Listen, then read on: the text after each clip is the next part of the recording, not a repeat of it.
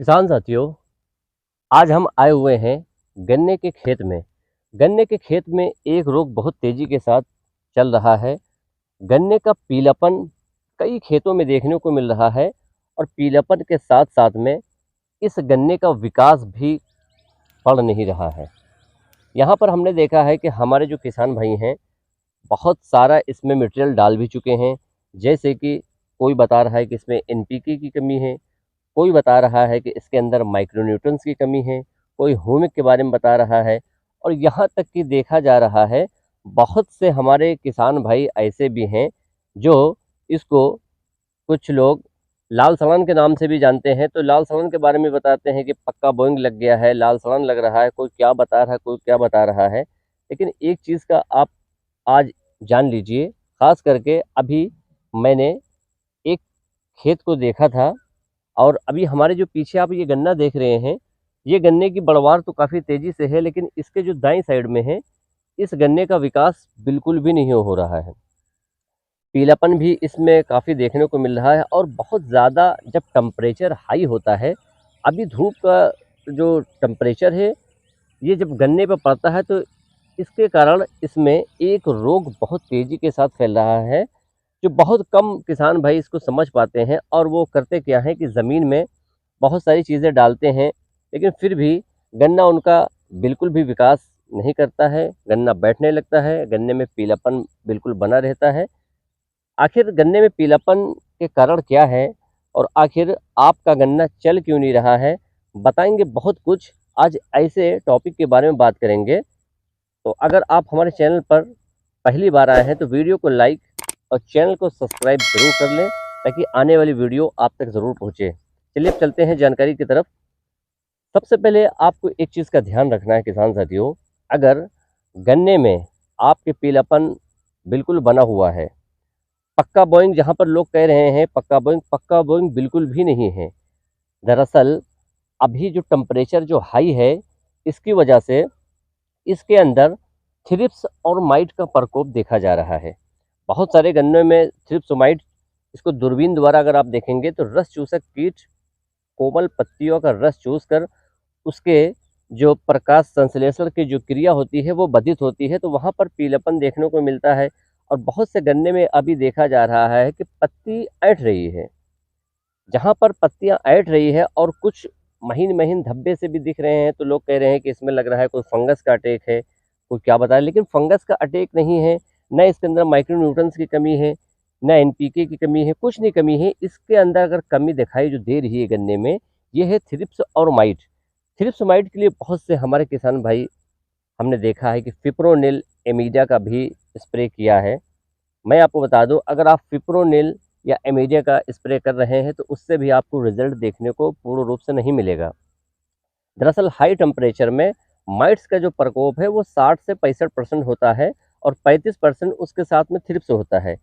तो फिप्रोनिल और एमीडिया क्लोरपिड ये सिर्फ और सिर्फ थ्रिप्स कंट्रोल करेगा, माइट्स आप बिल्कुल भी इसको रोक नहीं पाएंगे। तो ध्यान रख लें, थ्रिप्स माइट दोनों का कंट्रोल बेहद ज़रूरी है। अगर आपके खेत में भी पीलापन बना हुआ है, गन्ना चल नहीं रहा है, उसका विकास बिल्कुल भी नहीं हो रहा है, तो आप थ्रिप्स माइट की दवा ज़रूर लगा दें। ऐसा करने से आप देखेंगे कि एक हफ्ते के अंदर आपका बहुत ही ज़बरदस्त तरीके से विकास भी होगा, पीलापन भी हट जाएगा और जो पत्तियों में ऐंठ रही है वो भी ठीक होगा। तो अब हमें करना क्या है, फिप्रोनिल एमीडा का अगर आप स्प्रे करते हैं तो ध्यान रख लें, सिर्फ और सिर्फ थ्रिप्स जाएगा, माइट्स का कंट्रोल आप नहीं कर सकते हैं। मार्केट में जब भी आप कृषि बीज भंडार पे जाएं तो सबसे पहले एक चीज़ का आप ध्यान रख लें कि हमें ऐसी दवाई का चीज़, ऐसी दवाइयाँ हमको इस्तेमाल करनी है जिसके अंदर थ्रिप्स माइट के मारने की क्षमता हो। तो एक मैं स्क्रीन पर दिखाता हूँ आपको, कुछ टेक्निकल ऐसे भी हैं, इस टेक्निकल को आप अगर लगाएंगे तो बेहतर रिजल्ट परिणाम आपको देखने को मिलेगा। जब भी कृषि बीज पर जाएं तो आप सबसे पहले ध्यान रख लें कि एक कॉम्बिनेशन आता है, बहुत सारी कंपनियां इसको बनाती हैं, फिप्रोनिल प्लस हेक्सीथियाजोक्स। ये कॉम्बिनेशन आपको मार्केट में मिल जाएगा बीज भंडार पर। तो कॉम्बिनेशन का ध्यान रख लें, इसके अंदर जो फिप्रोनिल है वो थ्रिप्स को मारेगा और हेक्सी जो थियाजोक्स है वो माइट्स को मारेगा। तो दोनों का कॉम्बिनेशन एक में आता है, इसको आप लगाएंगे अपने गन्ने की फसल में तो ज़बरदस्त रिजल्ट देखने को मिलेगा। अगर आपको ये नहीं मिलता है तो एक कॉम्बिनेशन आपको और भी देखने को मिलेगा, फिप्रोनिल और प्रॉपर गाइड करके एक कॉम्बिनेशन आता है, स्क्रीन में देख लीजिए। ये कॉम्बिनेशन अगर आपको मिलता है तो इसको भी आप ले सकते हैं, यानी दोनों में से किसी एक कॉम्बिनेशन को आप ले सकते हैं। फिप्रोनिल प्रॉपर गाइड ये जो कॉम्बिनेशन है, ये भी थ्रिप्स और माइट को मारने की बहुत ज़बरदस्त क्षमता है। तो दोनों में से किसी एक का आप स्प्रे करेंगे तो बेस्ट रिजल्ट देखने को मिलेगा। और अगर आप और अच्छा रिजल्ट चाहते हैं तो आप एनपीके 19-19 प्लस ह्यूमिक एसिड को भी आप ऐड करके लगाएंगे तो ज़बरदस्त रिजल्ट देखने को मिलेगा। अगर आप बायो में जाना चाहते हैं तो बायो में भी मार्केट में बीज भंडार पर बहुत सारी थ्रिप्स माइट के लिए दवा है, लेकिन ध्यान रख लें कि थ्रिप्स माइट के लिए आपको जब भी लगाएं तो ध्यान रख लें सिर्फ थ्रिप्स को नहीं रोकना है, इसके साथ साथ माइट्स की भी दवा आपको लेनी पड़ेगी। तो मैंने जो कॉम्बिनेशन अभी बताया है ये बेस्ट रिजल्ट देखने को मिलेगा। अगर बायो की बात करें, अगर आप बायो में जाना चाहते हैं तो आप बायो दमन कंपनी का बायो R303 आता है, बेस्ट रिजल्ट थ्रिप्स माइट पर मिलता है, इसको भी ले सकते हैं। इसके अलावा भी बायो में बहुत सारी थ्रिप्स माइट के लिए हैं दवाइयाँ हैं, उसको भी आप ले सकते हैं।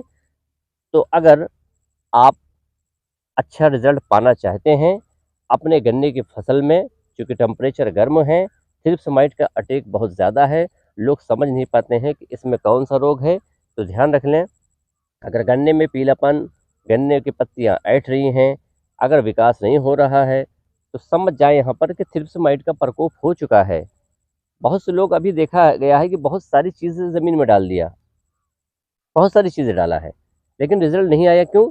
जब तक थ्रिप्स माइट खत्म नहीं होगी तब तक आप कुछ भी नहीं कर पाएंगे। तो मैंने जो बता दिया है इसका रिजल्ट बेस्ट देखने को मिलेगा। तो उम्मीद है अगर जानकारी पसंद आई हो तो चैनल को सब्सक्राइब ज़रूर कर लें, ताकि ऐसे ही नई नई जानकारियाँ आप तक हम पहुँचाते रहें। अब हमें दीजिए इजाज़त, मिलते हैं एक और शानदार वीडियो में। धन्यवाद।